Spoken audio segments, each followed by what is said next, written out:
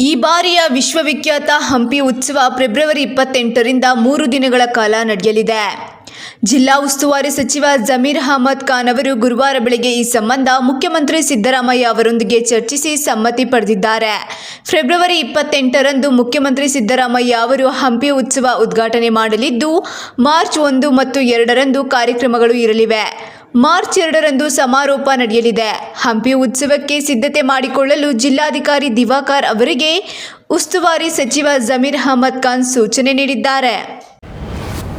ಕೌಟುಂಬಿಕ ಕಲಹದಿಂದ ಬೇಸತ್ತು ಹಾಸನ ನಗರದ ಇಂದಿರಾನಗರದ ವಾಸಿ ಸಾಫ್ಟ್ವೇರ್ ಇಂಜಿನಿಯರ್ ಬಿಜೆ ಪ್ರಮೋದ್ ತಾಲೂಕಿನ ಶೆಟ್ಟಿಹಳ್ಳಿ ಬಳಿಯ ಹೇಮಾವತಿ ಹಿನ್ನೀರಿನಲ್ಲಿ ಆತ್ಮಹತ್ಯೆ ಮಾಡಿಕೊಂಡ ಘಟನೆ ನಡೆದಿದೆ.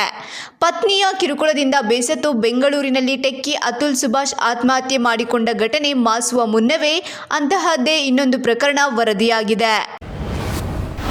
ಗುತ್ತಿಗೆದಾರ ಸಚಿನ್ ಪಾಂಚಾಳ ಆತ್ಮಹತ್ಯೆ ಪ್ರಕರಣವನ್ನು ಪ್ರತಿಪಕ್ಷ ಬಿಜೆಪಿ ರಾಜಕೀಯ ಲಾಭಕ್ಕೆ ಬಳಸಿಕೊಳ್ಳುತ್ತಿದೆ ಎಂದು ಸಚಿವ ಈಶ್ವರ್ ಖಂಡ್ರೆ ಆರೋಪಿಸಿದ್ದಾರೆ. ಸಚಿನ್ ಪಾಂಚಾಳ ಆತ್ಮಹತ್ಯೆ ನಿಜಕ್ಕೂ ನೋವಿನ ಸಂಗತಿ. ಆದರೆ ಈ ಸೂಕ್ಷ್ಮ ವಿಚಾರವನ್ನು ತನ್ನ ರಾಜಕೀಯ ಲಾಭಕ್ಕಾಗಿ ಬಳಸಿಕೊಳ್ಳುವುದನ್ನು ಬಿಜೆಪಿ ನಿಲ್ಲಿಸಬೇಕು. ಪ್ರಕರಣವನ್ನು ಅನಗತ್ಯವಾಗಿ ಸಚಿವ ಪ್ರಿಯಾಂಕ ಖರ್ಗೆ ಅವರ ಹೆಸರು ಎಳೆದು ತರುವುದನ್ನು ಸಮರ್ಥಿಸಲು ಸಾಧ್ಯವಿಲ್ಲ ಎಂದು ಈಶ್ವರ್ ಖಂಡ್ರೆ ಅಸಮಾಧಾನ ಹೊರಹಾಕಿದ್ದಾರೆ.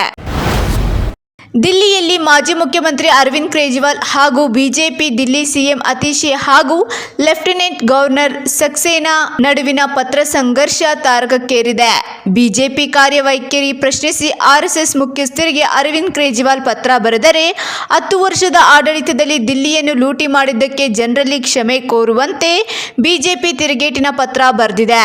ಇನ್ನೊಂದೆಡೆ ಪ್ರಾರ್ಥನಾ ಮಂದಿರ, ಧಾರ್ಮಿಕ ಸ್ಥಳಗಳ ವಿಚಾರವಾಗಿ ದಿಲ್ಲಿ ಸಿಎಂ ಅತೀಶಿ ಹಾಗೂ ಲೆಫ್ಟಿನೆಂಟ್ ಗವರ್ನರ್ ನಡುವೆ ಪತ್ರ ಸಂಘರ್ಷ ಮುಂದುವರೆದಿದೆ.